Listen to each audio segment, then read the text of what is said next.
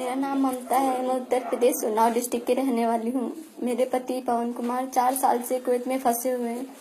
मैं सुषमा स्वराज जी से मिली और मोदी जी से मिलने गई, लेकिन मोदी जी से नहीं मिल पाई। सुषमा स्वराज जी से मिली और उन्होंने मुझे समझाया कि मैं परेशान ना हूँ, मेरे पति को सकुशल वापस लेके आएंगी, लेकिन उन्होंने बस आश्वासन दिया। आज तक मेरे पति को वापस नहीं ला पाएंगे। ये मेरी बूढ़ी सास है जो आज तक अपने बेटी की रास्ता देख रहे हैं। 4 साल हो चुके हैं, अभी तक बस हमको सहारा दिया जा रहा है कि वो आ जाएंगे, लेकिन हम क्या करें। आप लोग भाई लोगों से मदद है। मैं भारत सरकार से तो उम्मीद खो चुकी हूँ कि मेरे पति की मदद करेगी। आप लोगों से मैं हाथ जोड़ के विनती करती हूँ, आप लोग मेरी मदद करें, मेरे पति को वापस लाए। ये मेरी मम्मी है जो कि मेरे पति मेरे घर का इकलौता सहारा है और उनके सिवा हमारा कोई नहीं है यहाँ जो हमारी मदद कर सके। मैं आप भाई लोगों से हाथ जोड़ के विनती करती हूँ कि मेरे पति की मदद करें। ये थी ममता। ये हमारे पवन जी जो 4 साल से फंसे हुए हैं कुवैत में, उनकी धर्मपत्नी है। ये इनकी छोटी बच्ची है। 4 साल से इन्होंने अपने पिताजी को एक बार भी सामने से नहीं देखा है। होली, दिवाली, ईद जितने त्योहार निकल रहे हैं इन 4-5 सालों में, आज तक कोई भी त्योहार में पवन अपने घर वालों के साथ नहीं रहे हैं। और पवन ने कई बार कोशिश करी सुषमा जी से बात करने की, लेकिन सुषमा जी उनको हर बार ब्लॉक कर देती हैं ट्विटर पे। आप खुद सुनिए क्या कह रहे हैं पवन जी। नाम पवन कुमार है, गांव का नाम बीघापुर, जिला उन्नाव, उत्तर प्रदेश का रहने वाला हूं। दोस्तों, मैं अरब देश कुवैत में फंसा हूं। 4 साल से ज्यादा हो गए।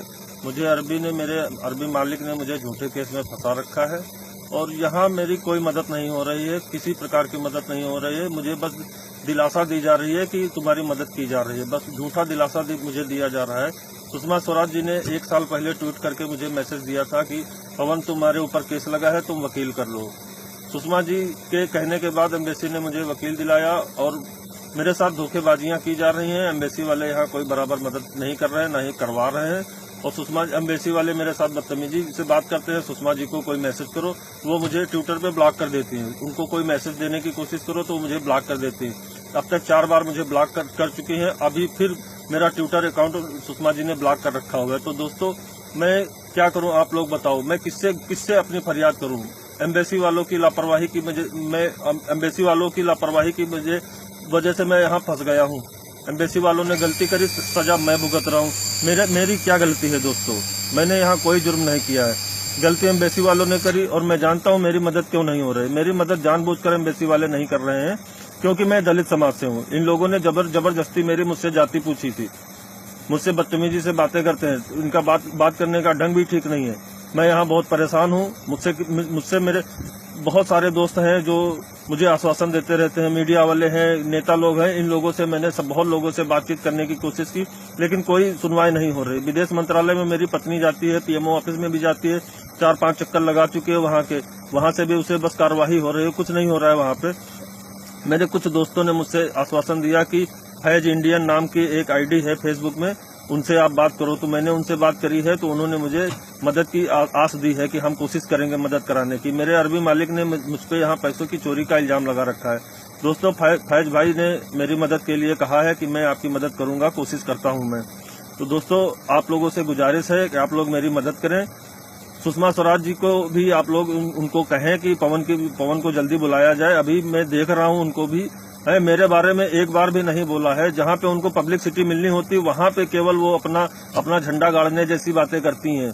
अभी आज मैंने भी देखा है कि जो एक लड़की पाकिस्तान में गई थी तो उसके साथ ऐसा हुआ। वहाँ पे खूब रोटियां सेकी जा रही हैं। मैं तो भैया ऐसा ही बोलूंगा, क्योंकि आज यहाँ मैं 4 साल से ज्यादा हो गए फंसे हुए। 2.5 साल से ज्यादा हो गए मैं एम्बेसी के रास्ते देख रहा हूँ। कोई मुझसे ढंग से बात तक नहीं करता। किसी से फोन करो, विदेश मंत्रालय में फोन करो, विदेश मंत्रालय कहते हैं तुम ही नहीं हो, और भी बहुत सारे लोग फंसे हुए। ये कौन सा तरीका है?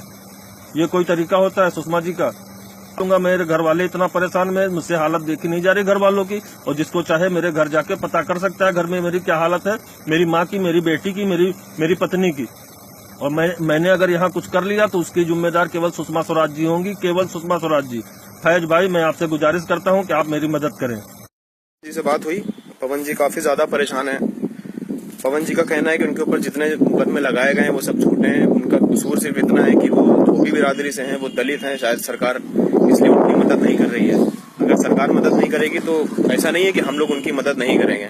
मेरे जितने भाई ये वीडियो देख रहे हैं, आप इस वीडियो को शेयर करिए, सुषमा जी को टैग करिए, भारत सरकार को टैग करिए। जितनी हो सकती है कोशिश हम लोग इंशाल्लाह करेंगे और अब की होली दिवाली इंशाल्लाह पवन अपने घर पे मनाएंगे। जय हिंद।